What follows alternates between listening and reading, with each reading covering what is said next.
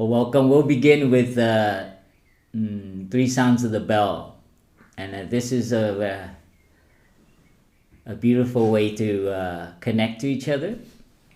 So you're not sitting alone. So we've been doing this online stuff quite a lot recently, and we found out a way that really, when you listen to the bell, you close your eyes. Don't look at your screen. So you use your imaginary, your third eye, your virtual eye. And you don't need to connect to the internet. You just use your awareness. And you can see everyone with your inner eye sitting in little places around this planet. So it's just a matter of distance, but the present moment, and breathing together with the bell, we can really feel we are not alone and we are on this planet together, even though we're not physically in front of each other in space, but we can connect in that way. So with our breathing, we come back to that, and please find a place, wherever you're sitting, just make sure your body is relaxed and you're not straining or holding anything up. So it's important for connection is your body needs to relax. It's kind of like that's your adjustment, your volume channel. Make sure your body is relaxed so that the heart and the rhythm, the blood is flowing. That is our radar. That is our the internet connection. Is make sure our body is in tune with itself, all the cells, all our muscles. So we do that kind of check-in. Make sure, as you would do the internet or the volume and the different notches when you're doing online connection. So the same way with your body, you check in, your neck area, your shoulder, and your breathing becomes the wavelength, the connection to everything, to the plants, to each other, to planet Earth, to the air. So you don't need your eyes, just need your awareness. Now breathe in. I know I'm not limited by this body. Breathing out. I'm the plants, the birds, my environment. I am also all my friends sitting around the world, breathing together. In, enjoying my in-breath.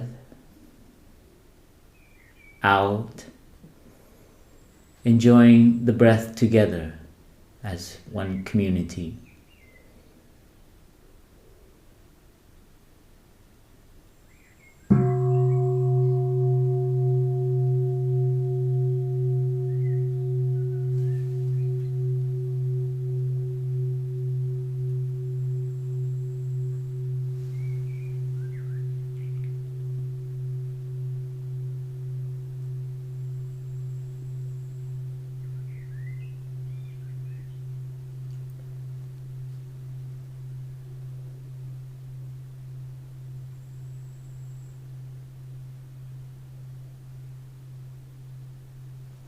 Breathing in, I know I'm alive.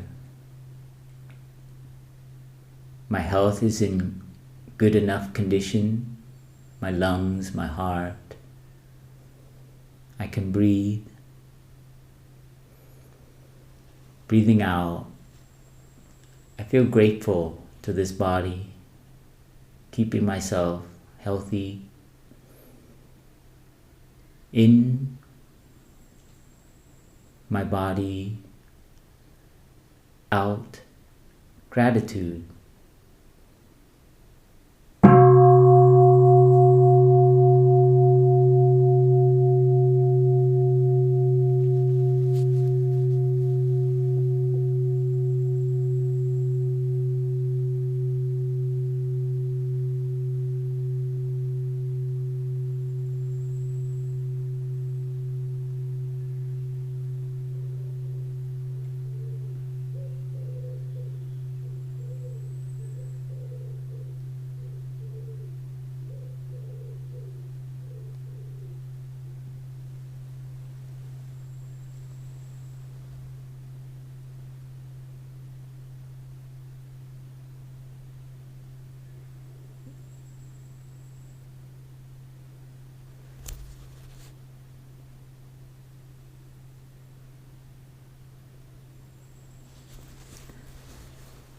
Dear friends, you can open your eyes, and I'm aware that you are looking at screens, and we are too. And this is a wonderful moment of connection, virtual connection. I hope everyone can hear okay. We just what do you call it? Ad hoc a little room, one of our guest room, and turned it into our studio for wake up retreats. So as you know, we haven't had guests this so far. So usually right now we have many people coming. And so we have a lot of rooms, not a lot, but we have rooms free, and brothers have taken over this room. We have a little altar. So it's a like little guerrilla style right now in Upper Hamlet. I don't know if some of you might have been here before. It's quite there's a lot of things happening. There's a lot of brothers and sisters offering online for the French, for the Italian Sangha, for the Asian, the ones in Asia. And soon we will be looking into offering like guerrilla style 21-day retreat. I don't know how that's gonna work, but it's quite exciting. And the reason why I share that is, wake up is Thai's vision, not being in the West. It started when he was in Vietnam. And Thai, he really, from the very start, when he was just a young monk, I think even a young Dharma teacher, he just had this way of attracting young people, because he was quite open as well as very unconventional. So he's known for that. He and I think 2 other monks were the first to ride a bicycle. Like if you ride bicycle in Hue, central Vietnam, like you'd be like, can you imagine that? Monks cannot ride bicycles, Yeah, so there's Thai was he's famous. He's known for that, and that's an image we can think of. But wake up, it has its origin back from just Thai's energy of attracting young people. And so when Thai was trying to help all the victims of war, all the farmers and the poor people, many young people wanted to help him. And so this is the origin of this movement. And back then it was called the Youth School of Youth and Social Service. So SYSS. And then that, of course, got disbanded. And if you read Fragrant Palm Leaves or read some of Thai's history things, it was quite guerrilla style. They didn't have any real place. They had to do a lot of ad hoc, kind of like what we have to do now. So I feel we are a continuation, kind of like do whatever we got. But they didn't have screens and internet and this whole Wi-Fi stuff. They actually had to go to the village and help them reconstruct and help them learn about hygiene and medicine and how to do farming, as well as how to organize. So this is something very important in as we become aware of. So Thai's vision for Buddhism is to help people actually restructure society so that it's healthy. I think wake up. What is it? The Buddhists and non-Buddhists for a healthy and compassionate society. One time, I had the word sane in it, for a sane society. I think it's an important element for a healthy, compassionate, but also, in a way that you're happy and you're not busy and running and like insanity kind of culture. So this is something very important, that in whatever we do, we're compassionate, we're helping the world. We're also learning how to live healthily and, in a way that's not unhealthy for the environment. But also, like, just the way I think of living in urban environment in Los Angeles. I remember I got insane sometime. I would like cry sometime because there's so much concrete around me. And I remember sometime laying on the roof of top of the house that we were renting, and yeah, just feeling just the burden. They call it like urban angst back then. That's what I did some research, and there's actually a common thing that happens to people. You live in the city too long, and you have this kind of need for nature. You actually start to cry, and I guess they call it depression now, or some kind of. But I would have these little jokes of just being so busy running and just I remember laying there on the roof and seeing the stars and just feeling so tired. And I remember just crying, and I didn't know why I was crying. And I don't know if any of you have felt that, but it's also from the environment, the way we've organized and structured. And I think I share that just to connect with you. And I know many of you, your aspiration is to find a different way of being. I think both of you are, I guess, Wake Up ambassador, and Sister Changduk shared about what you represent maybe as an ambassador. Usually ambassador, they usually refer to some political nation or some state, right? You represent the UN, or you represent Holland to America. But I heard Sister Changduk's, she said, you represent like the Buddha, the ancestor, and Mother Earth. But I thought of Thai. Thai invented a country, and he founded a country. He put the flag down. He said, I declare this is our country. And that's the country of the present moment. I think some of you might have heard that. Have you heard of that? Thai actually wrote a calligraphy. He said, welcome to the country of the present moment. And actually, he should have wrote another calligraphy. No visas needed. No passport needed. Just your breathing. So Thai is quite a explorer, huh? He likes to go discover. They're trying to colonize Mars and the moon. Elon Musk doesn't have such a good vision for humanity. He said, just in case we don't really succeed here, let's go mess up Mars too. So this is Thai discover countries, and that that country of the present moment. And this is, I think, what Wake Up ambassadors, you need to really really represent that. You really know how to live in the present moment. And that is a very difficult training, because many of the society right now is pushing us about the future, pushing us towards many things that we want to achieve. And so today I just share a little bit about that, about how to combine our aspiration but not lose ourselves in the past and in the future.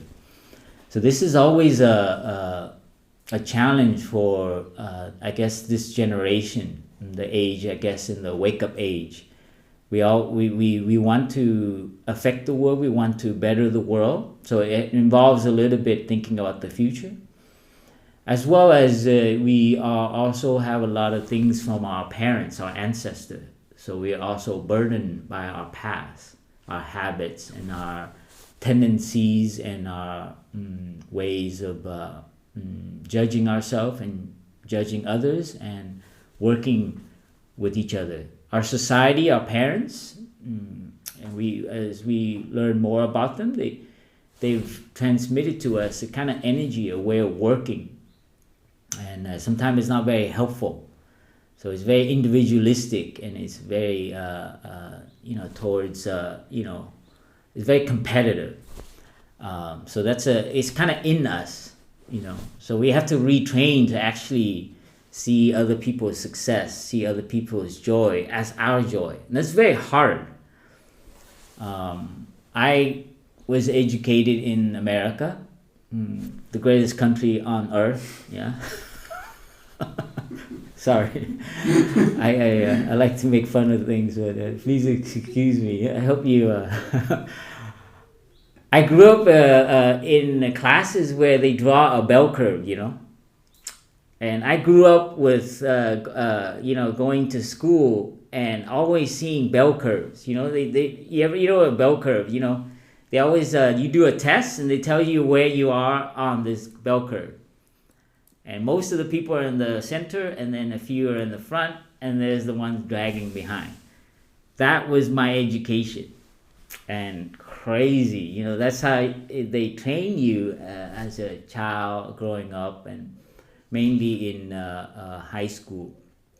So you become very kind of selfish, and they don't teach you how to work together and how to help other people.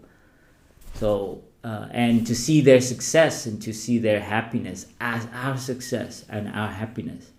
That's something even my parents, they tried to teach that to me, but in siblinghood, sometimes there's a lot of competition as well. So this is something we need to retrain. So here, ambassador of the present moment. This is, I think Sister Changduk has shared yesterday about our breathing, our walking, knowing our parents and how they are in us, how they inform us. So Buddhism, the wake up part of our movement, what it means is that you being involved in this is a social endeavor to try to create a new model, connection, and so on, and getting support from the wake up movement. But in its core, it's what you're nourishing is your understanding, your insight. So wake up here is not just like to wake up everyone. It's like there's a lot of movements, even the XR movement and so on, and what is it, the Occupy movement. They only last a while because there's a lot of internal conflict at some point, and I believe there's also probably some internal conflict going on now in XR. As soon as there's success and there's achievement in any movement, usually people who in that group in leadership butt heads. So that's why it's important for us to use wake up movement, be involved in Sangha, but never forget that to nourish your insight and understanding, so that your heart and your mind, your compassion, your acceptance, your tolerance, your resilience grows. I live in a community.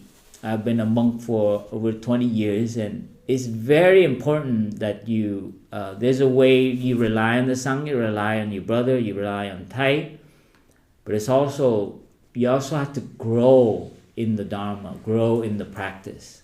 So wake up is not just a movement, but wake up involves you. You have to become more aware, more grow in your awareness and in your understanding of yourself and what it means to be alive, to be human. And this is what has kept me happy and always just very I also suffer, I also have sadness, but I've always kept this, what we call bodhicitta, the mind of awakening. You see where the origin of wake up comes from, the mind of awakening. You need to keep, for a monk, it's very important to keep the bodhicitta alive. Bodhi is a wake up, and citta is a heart. So the wake up heart needs to be nourished, needs to be taken care of. And this is done through the practice. And I think you know that. Sitting, taking care of yourself, doing walking, whatever you need to do to nourish that inspiration that you had at the beginning, that helped you see, oh wow, this is an interesting group, this wake up movement. there's these moments where you have this insight, and you need to keep that alive. And you need to keep that growing, actually, not just alive. You need to. It's like a living plant, the bodhicitta, the beginner's mind. Because usually, as you get involved more and more into it, your habits starts to happen, and you start to interact with people who are different. And usually your that bodhicitta, that mind of awakening, and it's also called the beginner's mind. You see the relationship. At the beginning, your mind, your aspiration, your inspiration, your passion, very, wow, this is amazing. But if you don't keep that nourished, it also gets deteriorated, and it also regresses. This is because it's also impermanent. It's also organic. So this is very important to know how to turn and to nourish your awakened mind, your wake up nature, your wake up spirit.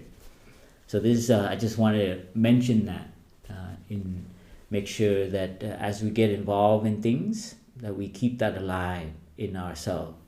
That's the mind of awakening. Maybe we'll listen to the sound of the bell. We can come in touch with our beginner's mind. We can follow our breathing and come to that place, to that moment when we felt inspired to join the wake up movement.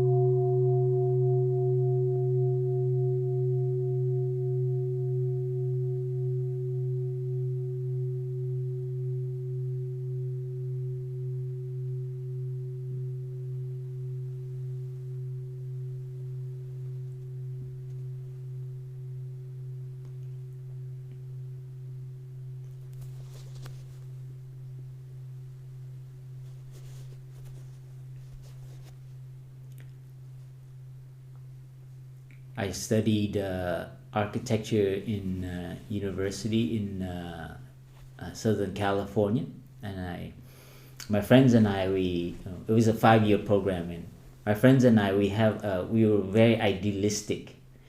And can you believe that we thought that our mission was to change Los Angeles?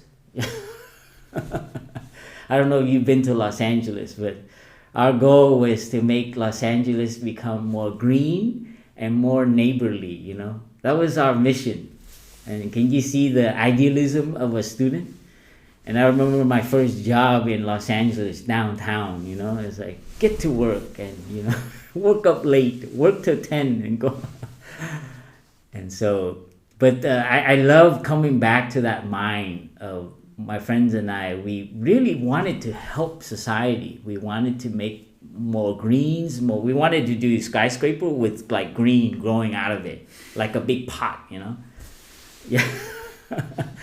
Because, it's from my own suffering of living in the city. All you see is concrete and asphalt. And it's like, God, there's so many open space that you can put plants.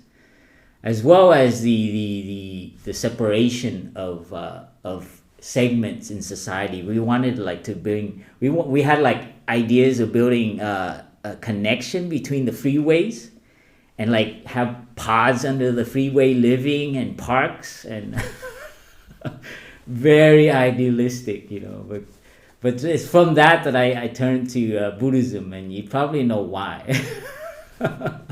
It's quite a killing industry.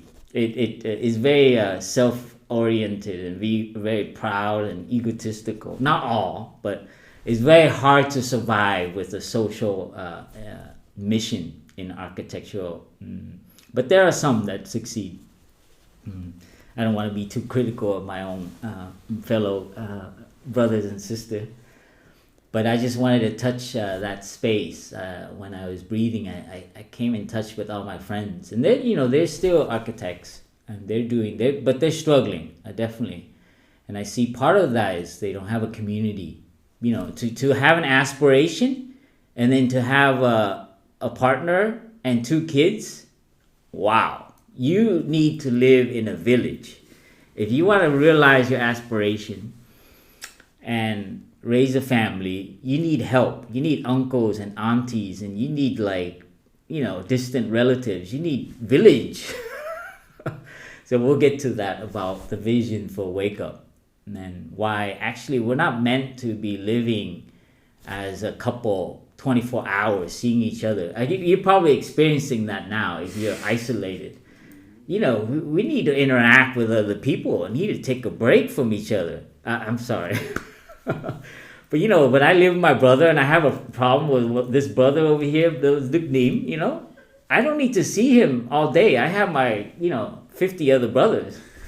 And then all of a sudden our energy in a few days changes, and then I see him differently, and then all of a sudden I'm like, hey, fuck, name, I'm sorry, You see the advantage of living in community?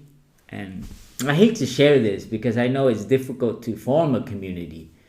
But I just share with you, just be aware that even just coming to Sangha is so helpful. It helped me through living the Los Angeles. I was with the lay Sangha for about 4 years before I became a monk. So I went to sitting before I went to work.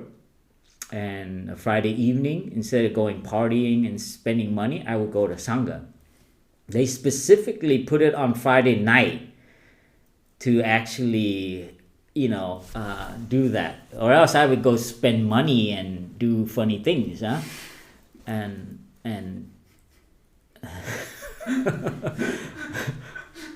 I hope this is okay.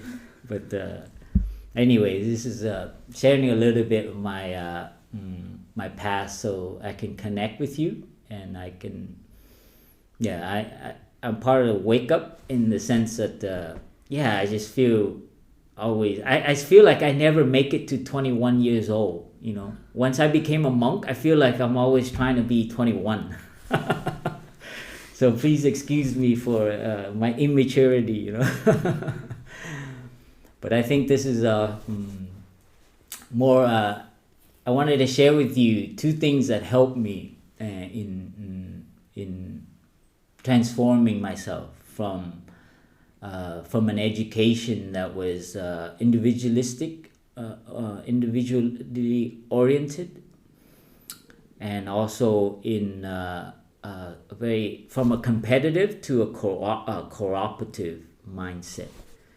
And this, I was very conscious that this was happening in me. I think I shared one time in a Dharma talk, I was just 1 year as a novice, and they put me as attendant to Thai. And back then we had to leave all our rooms, all the monks, and open it for our friends to stay because we didn't have so many rooms. So all the monks had to go out to tents. So we would tent all around Thai's hut, and we would make our own we have to go find our own bricks and our own platform, and we have to make our own place for the tent. And I remember I had to do that. And, and everyone's looking for bricks. If you see a brick, it's like, you better get to it because it's going to disappear. But I remember I was setting up my tent, and my brother comes over. He saw that I was struggling. And I remember he wanted to help me to put these stakes into the ground because I was having a hard time. Because I would do it one end and it would flip on the other end. But he came and he wanted to help me, and I actually took my... I remember this very clearly. I shoved him away with my elbow. Can you believe that? I was like, no, I can do it like this. But I remember accidentally hitting him, and I'll never forget it. Because right afterwards, guess what happened?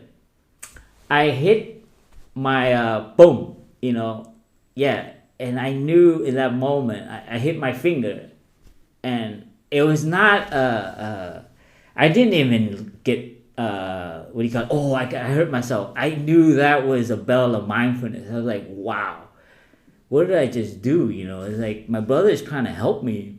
And it was that same energy. It's that kind of like mixture of pride and kind of like, no, I can do it myself, and kind of like, oh, I don't need your help, because you're embarrassed that you can't put up a tent, But it's that all negative energy, and it converted to an action that actually I'll never forget. So this is when I knew it before, because I stayed by that time already a year in Plum Village, that I was a little bit already struggling with like self and others. But in that moment, I was like, wow, I was very clear to me of my whole education and the way I was raised and the pride I had. And from that moment on, I was very aware and became more cautious about this exposing yourself to for help. So this is a kind of a awakening slowly, one moment when I saw the habits that I have in me in thinking and as well as in bodily action. And so this is there's two teaching I wanted to share with you that helped me, and it's from the Master Lin Chi, and it's very beautiful teaching. And I think some of you might have seen the calligraphy of Thai. It has the VO, and it has a hat on it. And it has an S, U, with a little hook on the U. It says Vô Sự. And Vô Sự means no business. Or Thai translated as businessless. So this is a very important practice in our work as ambassador. Because I think we all want to be involved and to do good things, and putting up a tent by myself, building a sangha, being a good bellmaster, being a good facilitator, good organized. It's like it's the business of the Dharma.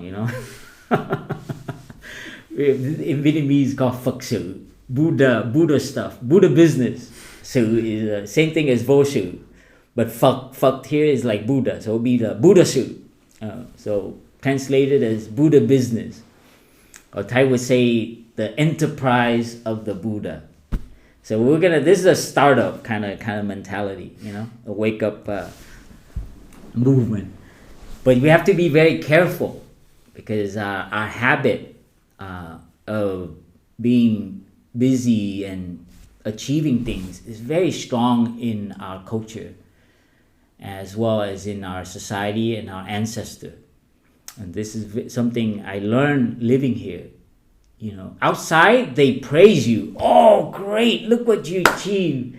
You should get a raise, right? Or you should get, your picture on the wall as the engineer of the month. It's like, they do these things to you. And you don't know it, but, it's probably... half of it is harmful.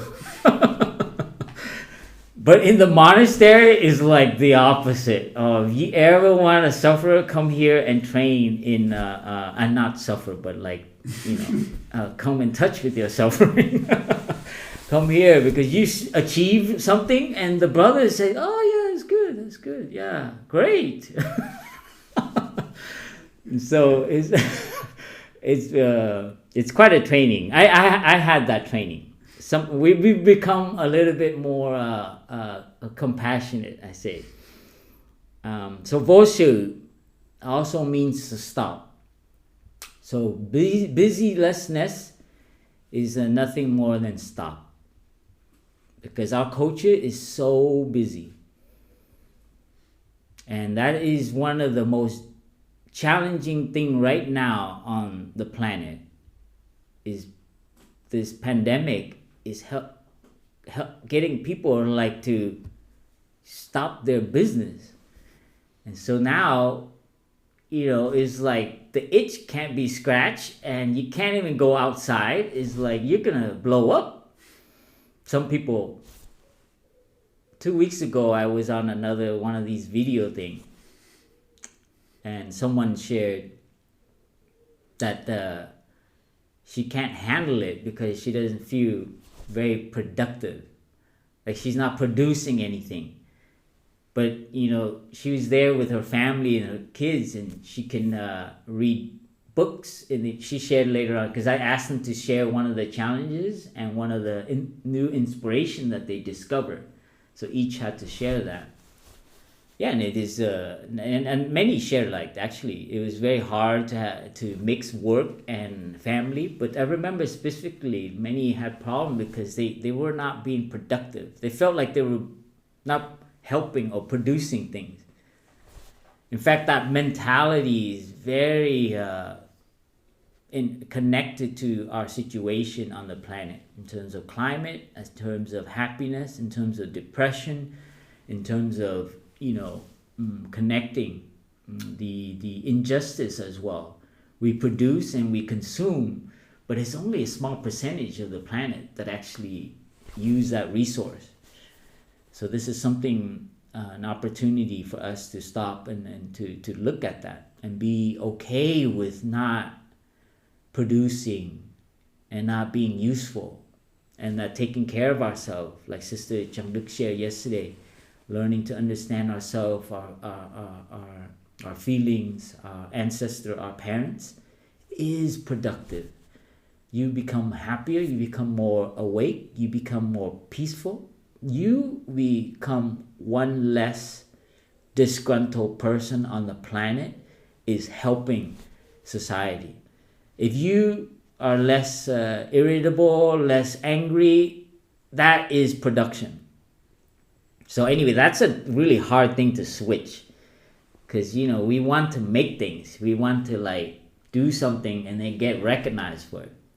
I sit in my room, enjoy tea, and the brothers, they don't know what I'm doing. Is he productive? Or is he contributing to the sangha? But we're lucky because we all like to do that. So, so our product is insight. When I walk out of the room, the brothers know what I have produced in that room by the way I react to them.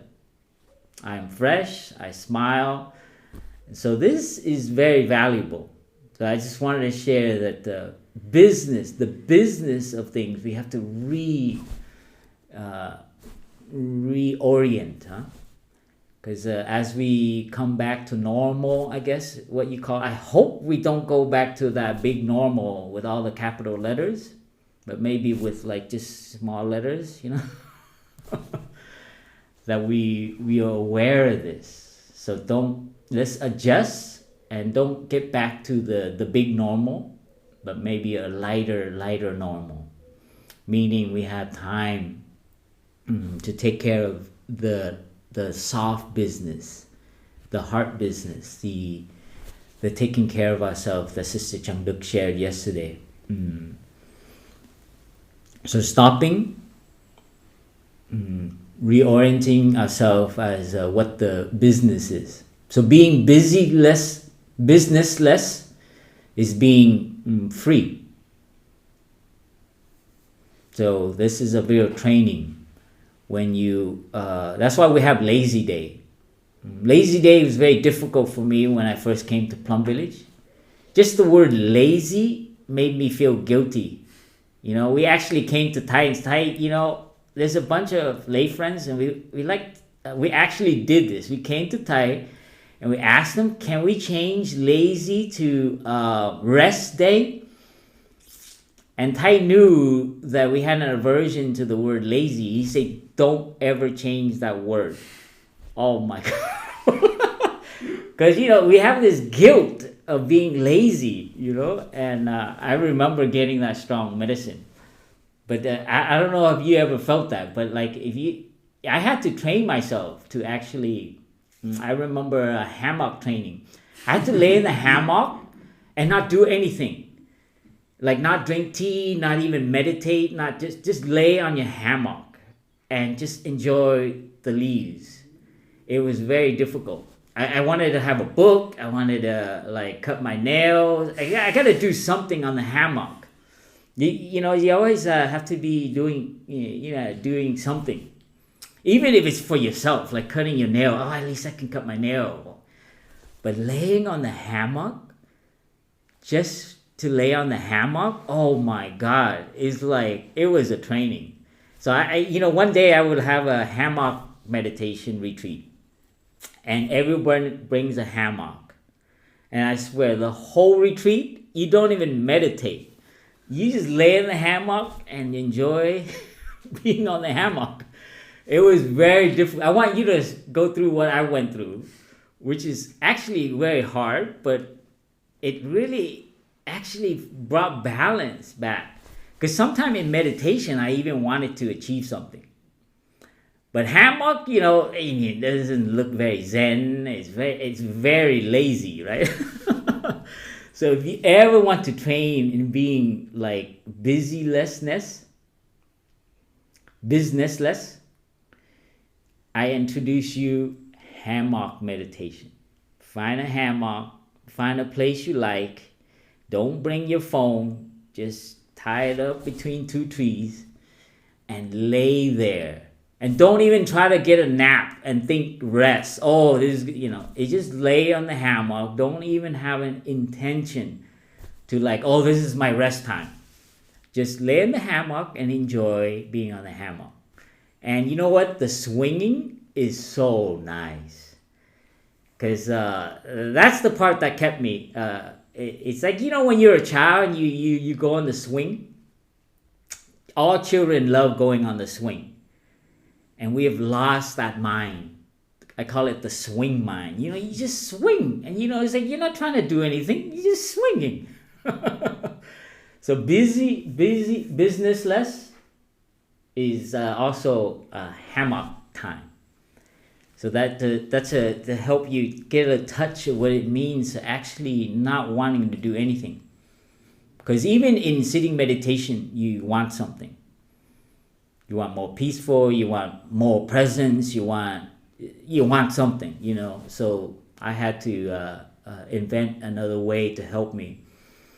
So that was to learn how to be businessless. So Vosho here also to be free. And to be free here is exactly that, to be in the present moment. Being free here is not wanting something in the future and not being burdened by the past. And don't misunderstand that we don't think about the future or think about the past. We can plan, we can look ahead, but there's a time for that. And also we can also look at our past and learn from it. So if you read carefully in the sutra, it says, do not be burdened by your future. Be caught up by your past. So that don't misunderstand. You need to know that there is thinking, right thinking in meditation. There's a time for that. And the best time is when you're clear-minded and you're peaceful and you're taking care of yourself. So I just want to clarify that. So that's usually the misunderstanding. But here, when we are free, that means we also are established in the present moment while we plan, while we look at our past, our ancestors, our habits. So the breathing exercise is very important. That's why the training to be in the present moment, so that becomes a very strong habit, strong energy. So we don't get overwhelmed when an emotion from the past comes up, or when you have energies that come through you that you don't know why. So you come back to the breath and you can hold it. Yeah. So this is why it's important to train to be present in the present moment. So being present in the present moment also means free. So freedom here is not a declaration against something, but freedom here means you are fully present. You see the different way of looking at freedom? Freedom, usually we are a kind of reaction to somebody or something, free from that group. Here is freedom from your mind of searching and wanting and afraid of the past and heaviness, being burdened by the past. So free here is from the future and the present. And I think many of you are familiar with our practice, so I will kind of go briefly in through them, okay? Maybe we listen to the bell, one bell, and come back to the present moment.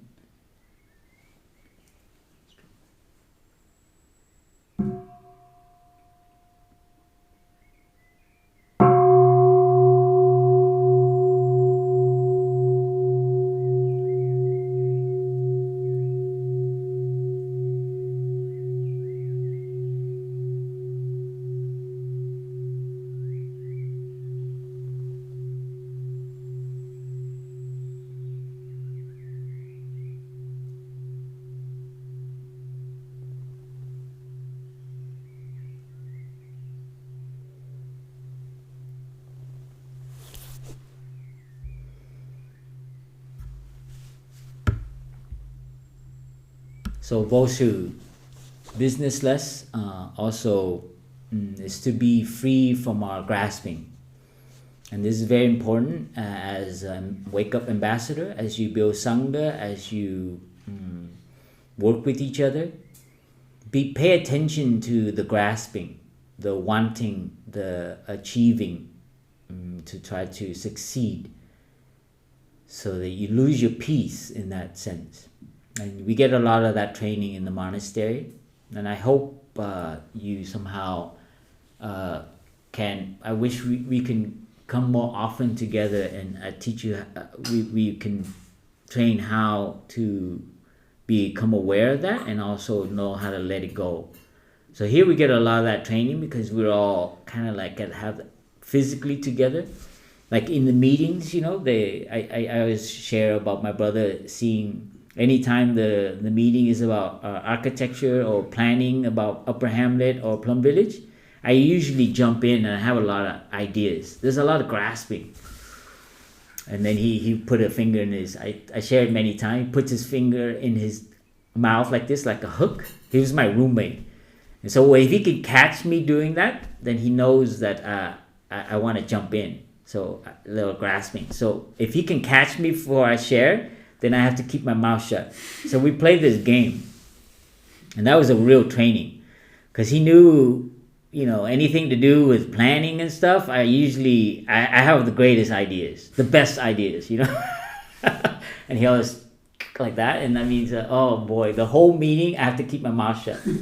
Can you believe that? That's the kind of training. Usually outside it's like, I have a good idea. I should be heard. I need to contribute my idea, Outside is like that. In the monastery, it doesn't really matter. The main thing is you train not to grasp. Now that is freedom. Because, you live here long enough, you realize, it's an idea. And then another idea is like, okay, great. Yeah, sure. And then, next 6 months, it's another idea. So you see the impermanence of a good idea only exists in that moment. Because things changes, If you become the gardener in Upper Hamlet, oh my God, you have many ideas. And you become very protective of your garden. It's like, who put that plant there? But before you were assigned to be the gardener, you didn't care where plants went. But as soon as someone says, you are now the gardener for this season, and all of a sudden, everywhere you look, every plant is your plant. And someone trim a tree, you're like, who trimmed that tree? And then, and a year later, you're no longer the garden, and you see how free you are. You're like, oh my God, I can't believe I used to have all that problem. You see the problem is not the good idea or the bad idea, or one way of doing the garden, or another way of doing the garden. But the freedom is in you. You're happy with whatever the garden looks like. And you see that they all are good. Everybody has a way of doing the garden. The other one is the shopper. You ever want to really train? You become the shopper of Upper Hamlet. Everybody's got an opinion about food. And what kind of food, what's on the label, where it came from. Oh my God. The first one is shopping, and the second one is the gardener, and the third one is the car manager. Oh my God. Real training. Work coordinator as well. Yeah? I think some of my brothers are laughing here. So anyway, the training is not to achieve and to be successful gardener, shopper, but to train to not grasp. Wow. You talk about like, we should have training like this outside. Because this will help you be a more happy, peaceful co-worker. So this is not all to say that we don't work together, we don't plan together and coordinate. But it's very important to learn to not grasp, that to learn to let go. Notions, ideas, contributions, the best ideas, as well as our identity with them. So that's the grasping. The other one is about losing yourself. Okay, vô sự. Busylessness is also not being lost in it. And this is so this awareness in Plum Village is so important. Like if you are doing a good job and we never see you, you're not doing a good job. You need to show up. You need to be part of the community. And we know when you are lost in your project. And we all know when we're lost in our project. So it's very important that we don't lose ourselves in our good work. Even if you're doing a great job with Wake Up and you're an amazing organizer and everyone loves you and you're getting a lot of praise. But we know if we really, truly have lost ourselves in it. And this is something that's very important to, that's why the awakened mind, the bodhicitta, the mind of, of insight is so important because you need that. You can't see that without that flashlight. You see? So you'll be just deluding yourself. It's like, oh, I'm doing good. And then you're so isolated in your greatness. And you no longer feel connected, and anyone has an idea, you shut it down. So this has happened in our community, and it's a tough training. It is really tough because many brothers just don't make it because the habit is so strong. And this is, I hope this is all useful. I'm sharing with you how this stuff works in the community in Plum Village. I don't know if it relates to your stuff. What you do out there, but it is I share with you what I went through and the suffering I went through in what do you call it, in de-onionizing myself, like these layers that I think they smell so good but it makes people cry. So it's like slowly, and I have a lot more layers, I'm sure, And I cause a lot of suffering because of that. And so this is I hope it's useful. So grasping, losing oneself, and I think one thing, we need time to re-look at one thing I really helped me was I began to see the different labels I had about myself. So businessless is also a kind of like you had notions about what what is success and what your place is. This is also very and that's very related. It's very subtle because we all have an aspiration. We want to do something, but then we kind of build that up. This is very, very subtle, huh? And this is also a kind of self-building. So that's a very something you have to be very careful, know when to back off from that. And this moves me on to another aspect of Master Lin Chi's teaching. First one is vô sự. Remember, vô is no business. In our culture, sometime in Western culture, mind your own business, right? This one is no business. That means remember, businessless. So don't be always busy in your head. Be free, and it's from that freedom that you can work. And there's another term called vô vi. So VO with the hat, and then VI with a dot on the top and a dot at the bottom. And that means no position, no identity, no rank. Actually, it goes very connected to Voshu and Vovi. And it has another word that goes with Vovi, Yang, a true human being. Vovi, Yang. And you can study the Thai's book, the Zen Battles, the teachings of Master Lin Chi. Beautiful. And it's a great medicine for our time.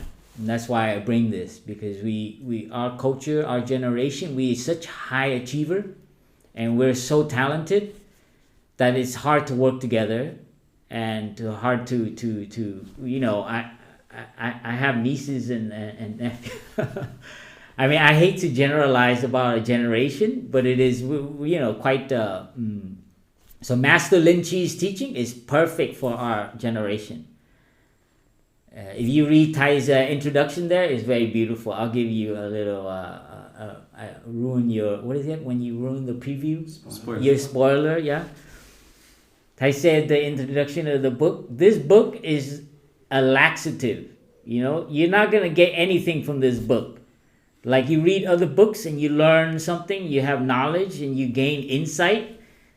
Lin Chi's book is a laxative. It will remove all your stuff. Isn't that amazing? I mean, Thai is like, he's incredible. I mean, he phrases things that really touches me. And when I read that sentence, I had to put the book down. I was like, okay. Because you want to read Lin Chi and get, oh yeah, Lin Chi, get all this stuff. But you must know that Lin Chi was born to remove Buddhism from people's head. If you study Lin Chi and his teaching, because so many Buddhists and monks back then during his time, that era, during his century, were studying Buddhism, but very disconnected to the practice and to the real society and the environment.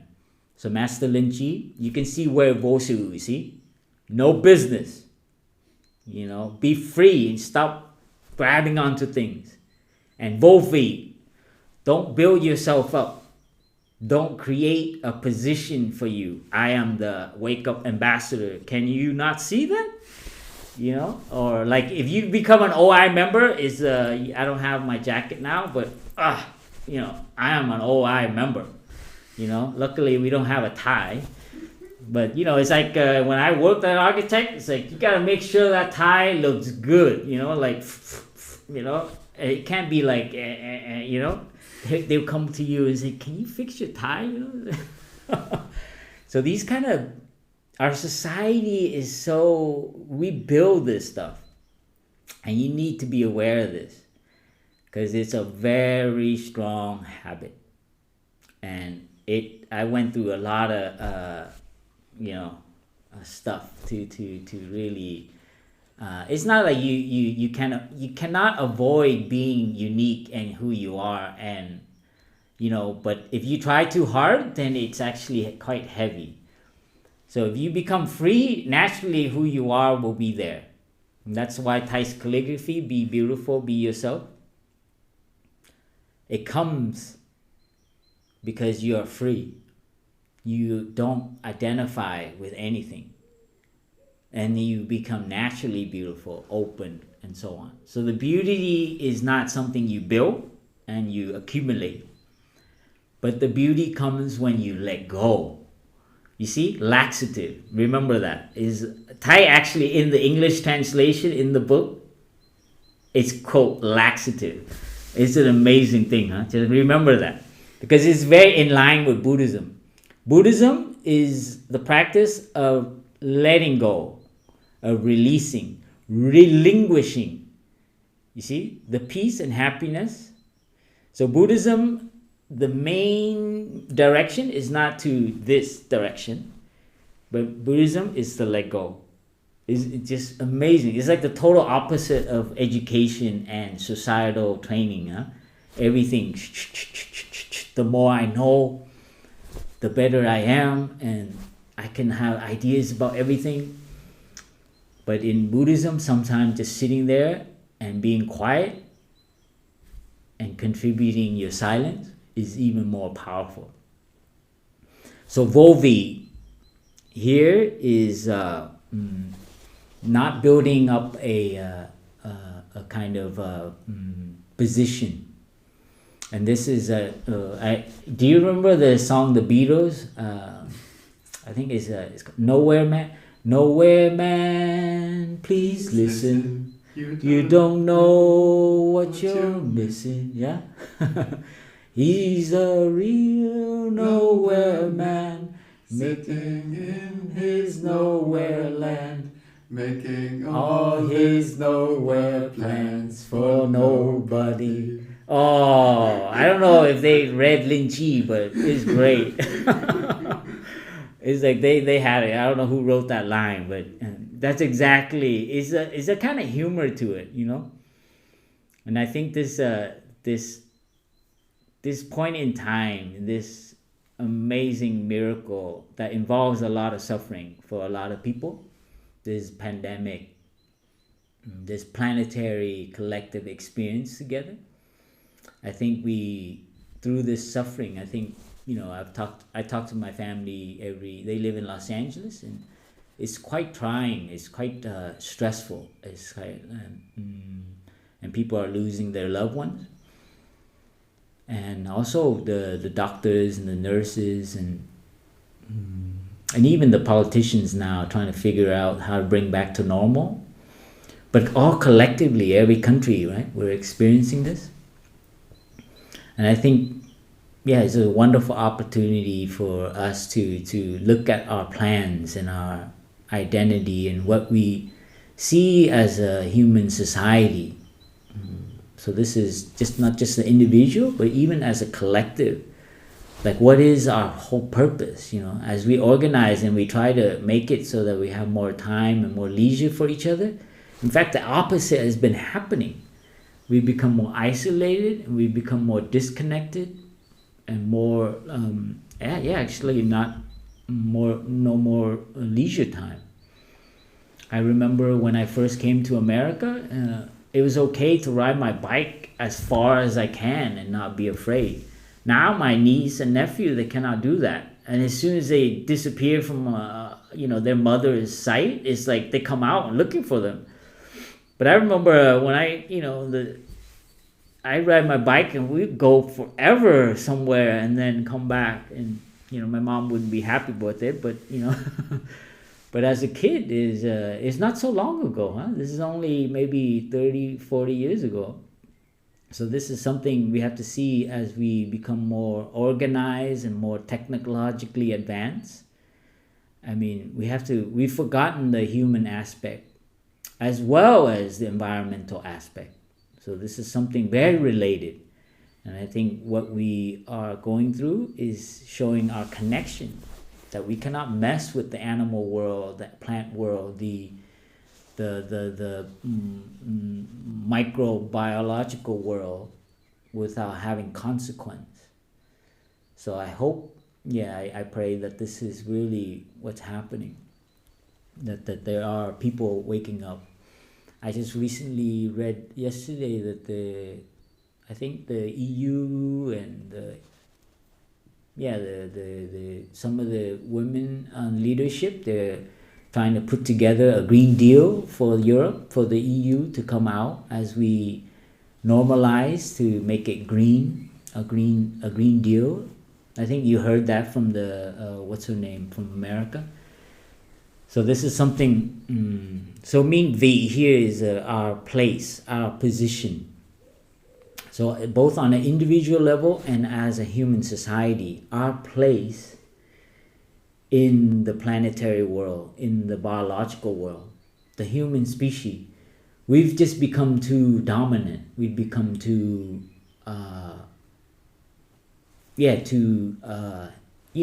impactful, right? Like the carbon footprint, your impact, the imprint. So I think this is an important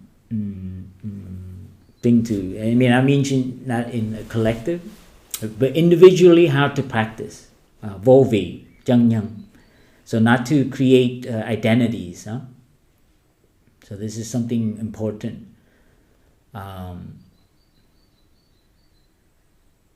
One way we do that is be careful with, you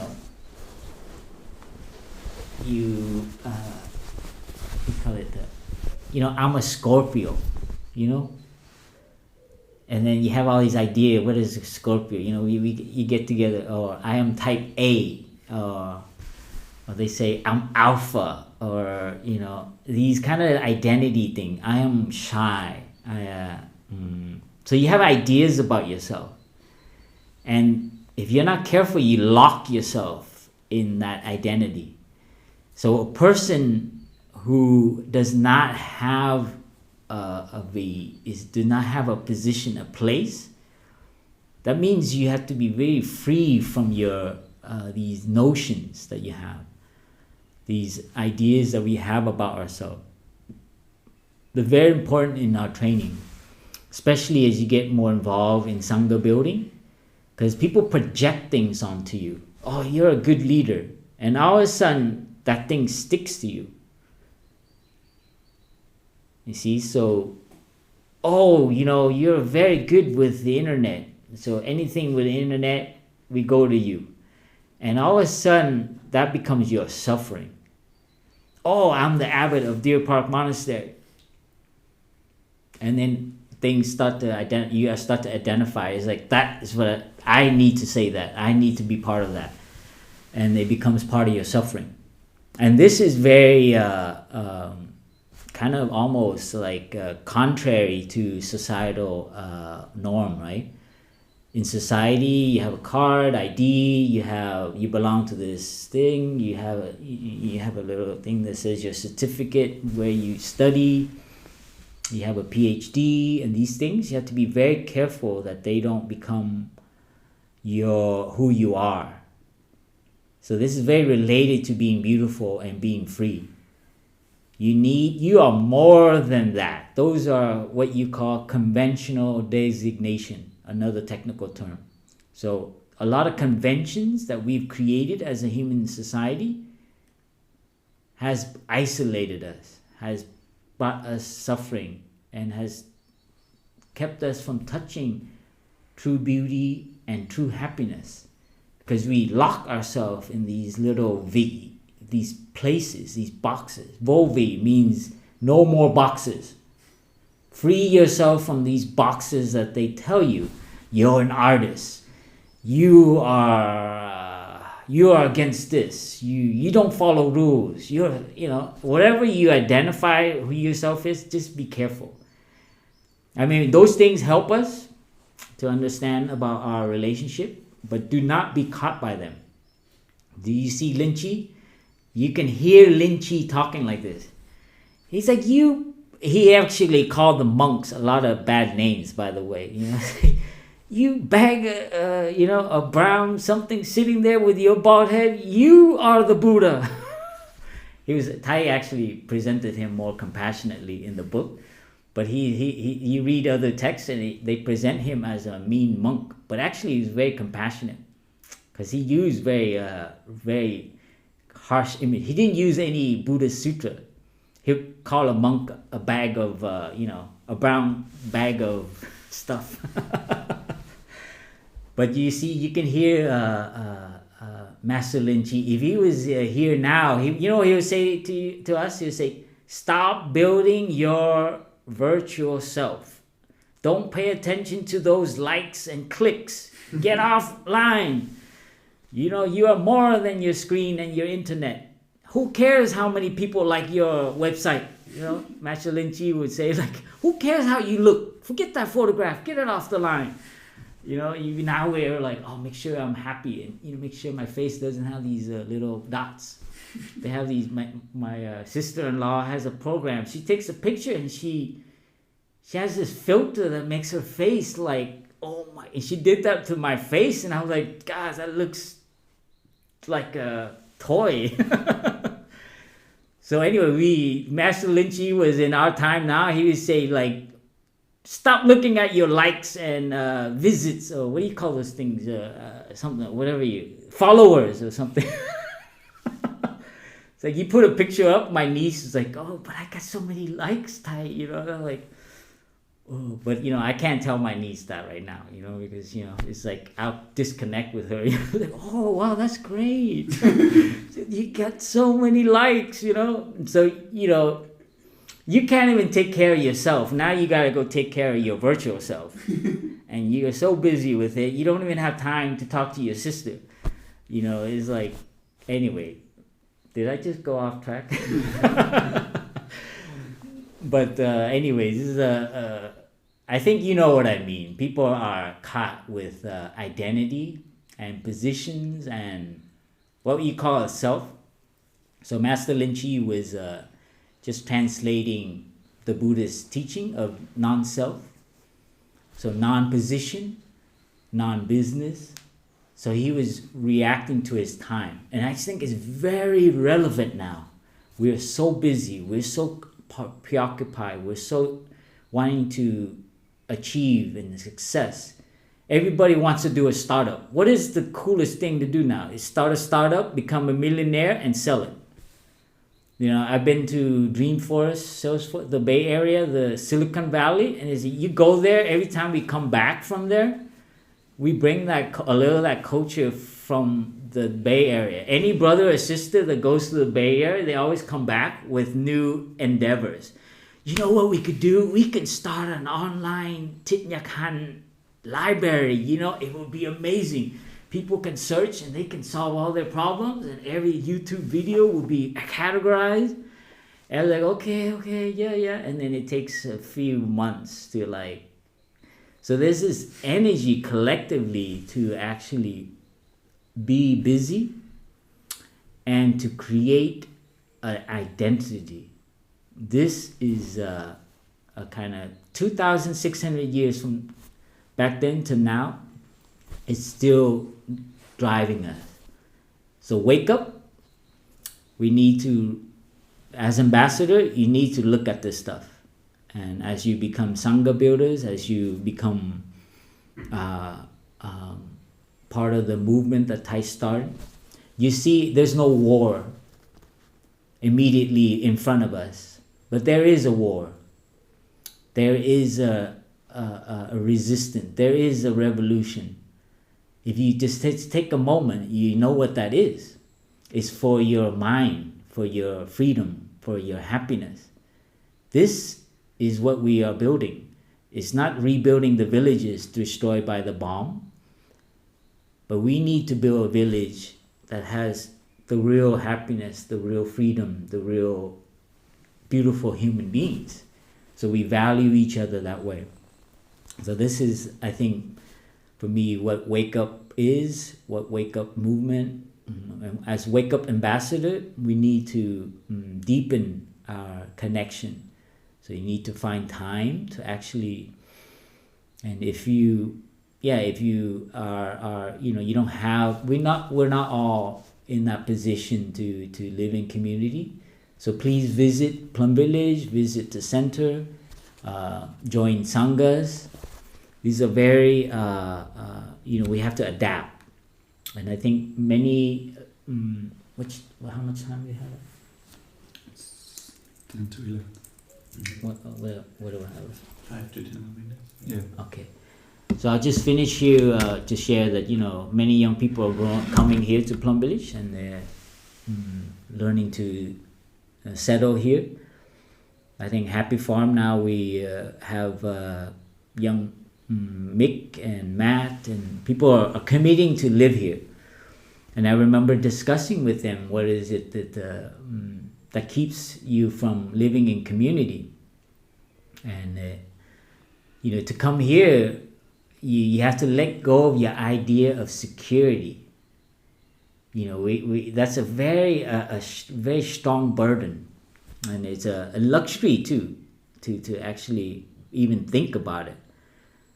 Meaning, it's very scary to join a community and dedicate yourself there, because what will happen if I have to leave the community?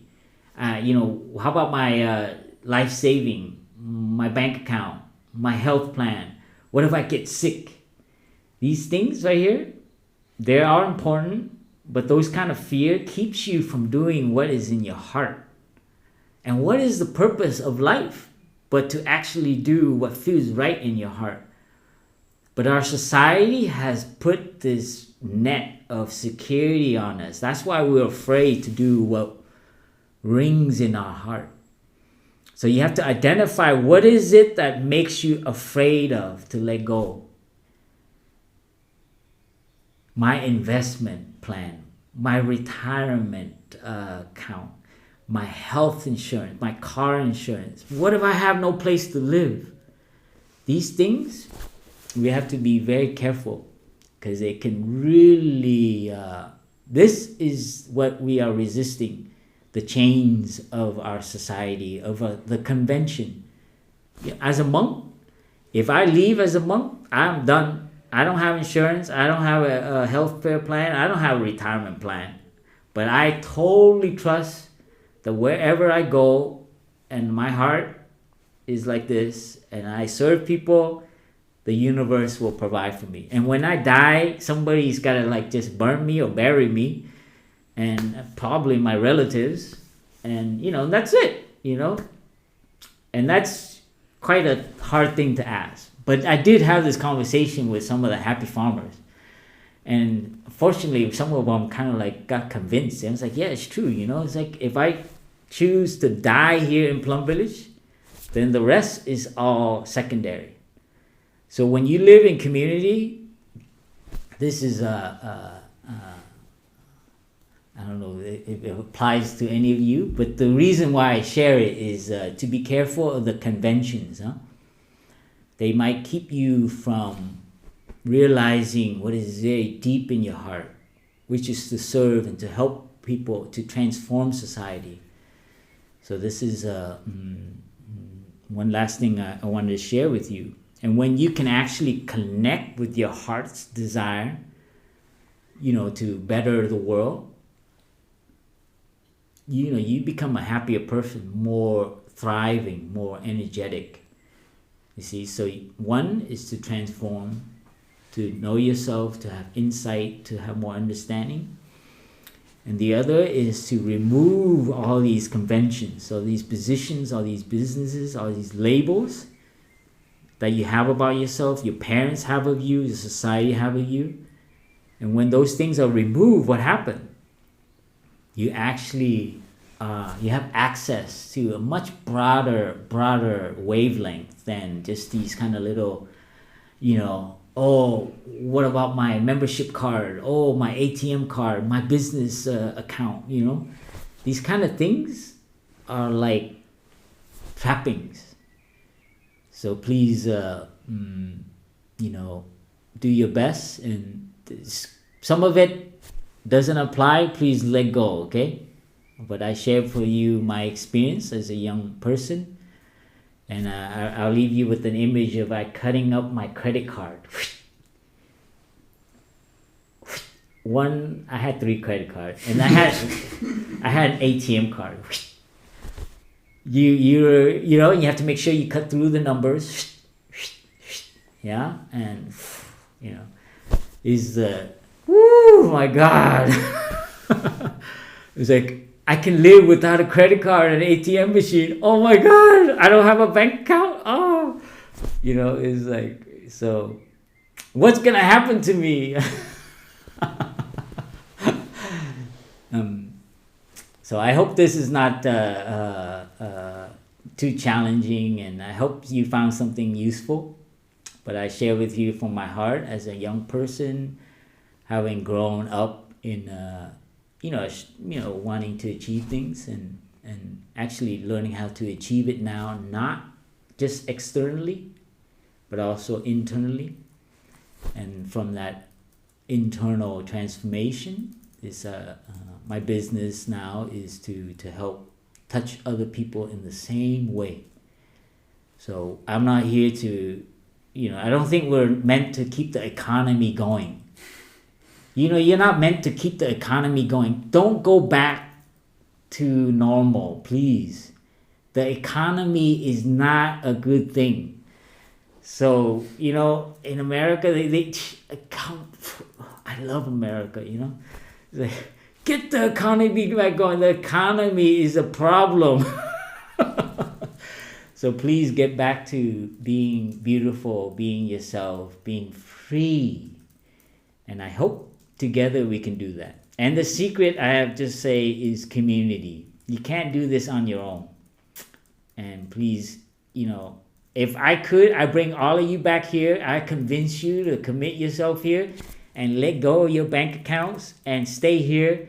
Find a craft, find a talent that you're good at, and you know, you're done.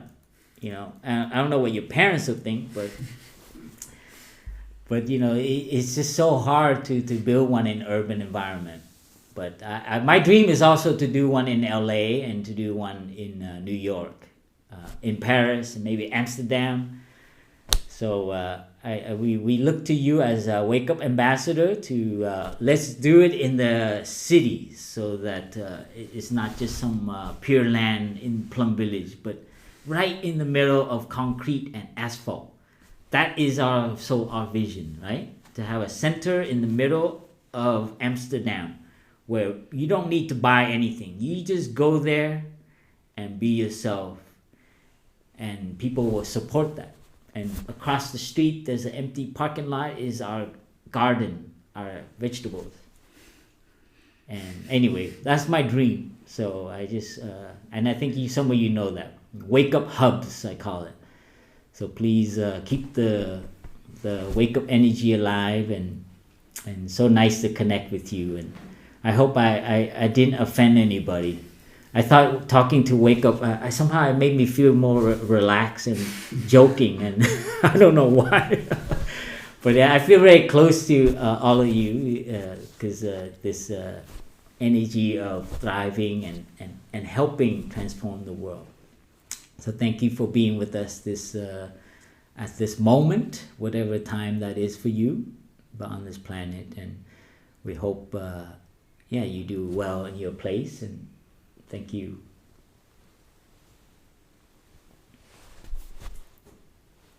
So let's listen to 3-sounded bell and remember Master Lin Chi. Everything you hear, you let go.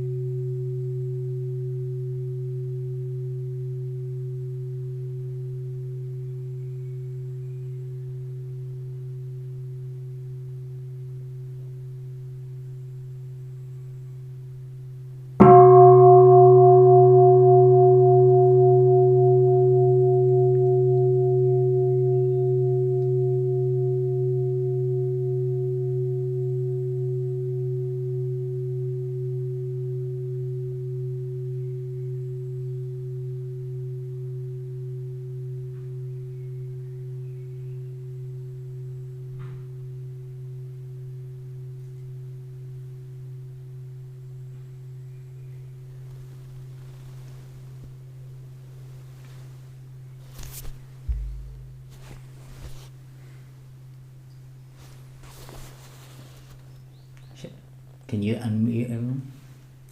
Unmute? Annika. We can sing a song together.